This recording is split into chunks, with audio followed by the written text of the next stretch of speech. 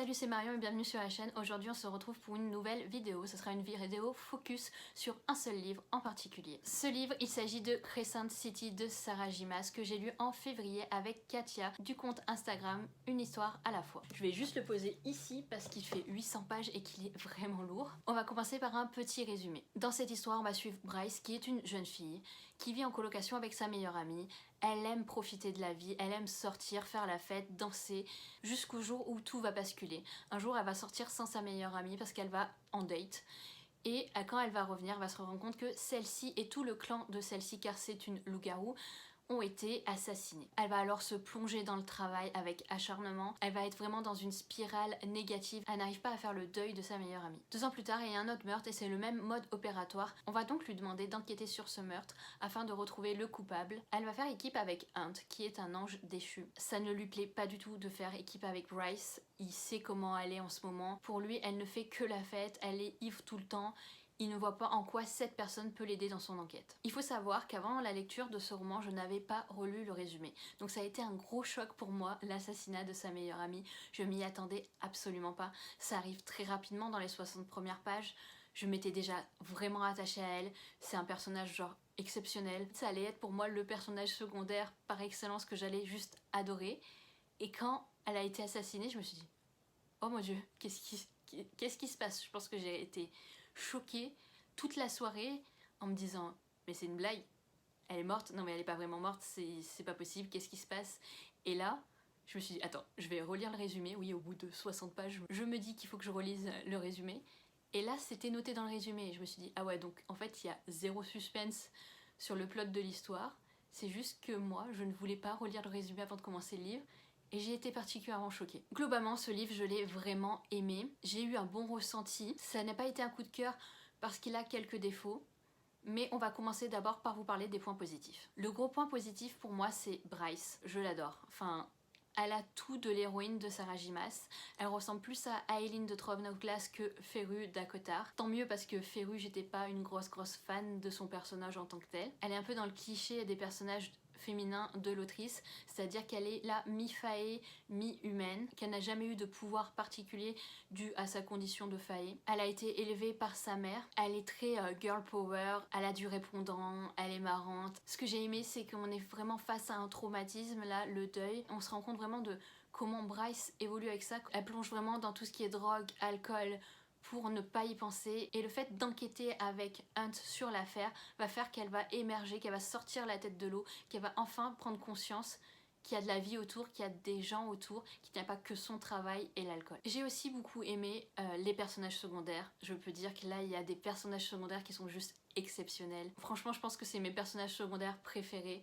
Je peux pas vous en parler parce que là pour le coup ça serait un spoil, et je vous ai dit que cette vidéo ça serait sans spoiler, donc je vous en dis pas plus, mais j'ai hâte que vous me fassiez vos retours une fois que vous l'aurez lu. On va voir si on a le même personnage préféré. Il y en a un, c'est vraiment mon chouchou. Pour ce qui est des points positifs aussi, il y a eu un gros effort sur le world building de la part de l'autrice, c'est-à-dire que c'est beaucoup plus travaillé que ACOTAR par exemple. Il y a un système de magie qui est mis en place, les personnages ont des pouvoirs en fonction, si ce sont des loups-garous, des sorciers, des failles, etc. Je trouve vraiment qu'il y a eu du travail là-dessus. Par contre, il y a beaucoup d'informations sur l'histoire actuelle de la cité dans laquelle elle vit, et je trouve que c'est pas des éléments qu'on va revoir, donc c'est des éléments qui se perdent, qui sont pas forcément peut-être essentiels à notre lecture.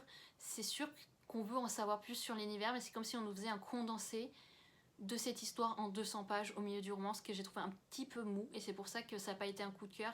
C'est qu'il y a eu vraiment ce gros passage où on apprend à découvrir la cité, où on apprend vraiment l'univers, et c'était positif et négatif à la fois. Je pense qu'il y en avait trop, mais d'un côté, c'était mieux que dans ACOTAR. Il y avait aussi, pendant ces 200 pages, beaucoup de descriptions, et moi j'ai beaucoup de mal quand il y a trop de descriptions. C'est quelque chose qui me bloque parce que ça me perd dans l'histoire. Certains peuvent aimer, hein, je suis tout à fait consciente de la chose, mais c'est quelque chose qui pour moi doit être utilisé avec parcimonie, ou bien utilisé. C'est étrange, comme je vous le dis, c'est des choses qui manquaient peut-être dans les autres sagas qui sont présentes ici, mais en beaucoup too much pour moi. Il y a évidemment une romance dans ce premier tome. On est dans une saga de Sarah J. Maas, donc forcément on va pas passer un tome sans que notre héroïne principale ait une romance, c'est juste impensable. J'ai pas spécialement accroché à la romance, mais ça n'a rien à voir avec le personnage en question. C'est plus que je me suis sentie trahie dans Throne of Glass et dans ACOTAR sur les personnages masculins, c'est-à-dire que je ne fais pas confiance aux personnages masculins qu'elle nous présente dans les premiers tomes. À tout moment, dans le deuxième tome, le gars il peut devenir insupportable et on va passer à un autre gars qui est genre l'homme parfait pour notre héroïne. Et là, je sais pas si ça arrivera, j'espère pas pour elle parce que ça voudrait dire qu'elle reproduit exactement le même schéma dans toutes ses sagas.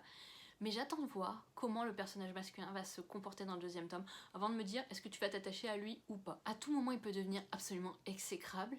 À tout moment elle peut décider de se tourner vers quelqu'un qui est plus comme elle, peut-être un faillet, je ne sais pas, mais on ne sait jamais, on ne sait jamais. Donc vous allez pouvoir aimer la romance, je sais que beaucoup ont aimé la romance, ça n'a pas été le cas pour moi juste parce que je ne fais pas confiance à l'autrice, c'est tout. Globalement ce livre est quand même plus adulte que ces deux autres sagas, ça se ressent dans l'écriture, ça se ressent qu'il y a eu beaucoup plus de travail et peut-être que l'autrice a évolué aussi en même temps que ces sagas. Il faut s'attendre qu'à la fin de celui-ci vous allez avoir vraiment, mais genre vraiment envie de lire le deuxième tome.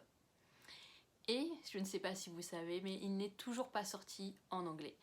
Je crois qu'il est prévu pour la fin d'année, je suis même pas sûre qu'on ait une date. Et j'espère que De Saxus sera réactif pour la publication de ce deuxième tome, que vous n'allez pas trop attendre par la suite, parce que moi je suis sûre que le jour J de la publication du deuxième, je me jette dessus en VO, il n'y a aucun doute là-dessus, c'est sûr à 100% que c'est celui que je commencerai ce jour-là. Et il y a quelques petites choses négatives, comme je vous ai dit, un passage un peu mou de 200 pages au milieu du roman, en même temps il fait 800 pages, je suis pas sûre que les 800 pages soient toutes importantes pour l'histoire, vraiment là il y a vraiment 150-200 pages qu'on aurait pu couper en rendant ça un peu plus dynamique, même s'il y a beaucoup d'actions, il y a vraiment eu un passage mou. Mais il y a quelques petites choses que j'avais devinées au fur et à mesure de la lecture sur l'enquête, mais au final qui étaient plus gros que ce que je m'imaginais moi et vraiment qui partait dans une direction que je n'avais absolument pas pensé, donc ça m'a vraiment surprise.